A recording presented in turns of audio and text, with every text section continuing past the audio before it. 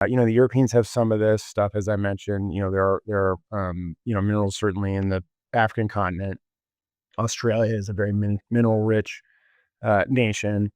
Are there ways where we can partner together and try to align our supply chains with those countries where if something were to happen to compromise our supply chain out of Asia, that we had somewhere to turn and we weren't so reliant on one single place. And that's another element of it, right? And how do you reward that? Our view is that you should reward from a policy perspective, vertical integration. And if you can't vertically integrate totally, at least integrate with allies into your supply chain. And as policymakers, I'm very critical of the IRA that President Biden signed into law.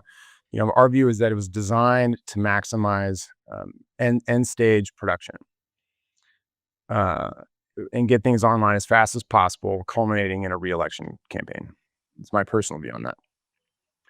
But so what happens, right? If you maximize tax incentives for end stage production, you're incentivizing lowering input costs to the greatest extent possible, which means you import goods from abroad. And in the case of energy production and these tax credits that came from Asia. And so you incentivize these companies to put projects online as quickly as possible using the cheapest inputs they can find, which came from Asia.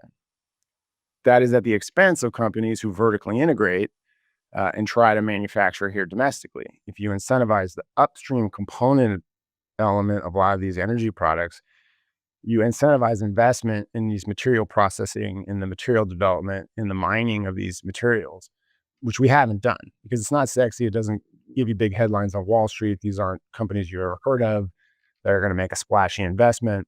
But because we haven't done that, the tax incentives weren't designed to incentivize those things. You haven't seen it happen as quickly, I think, as we'd like.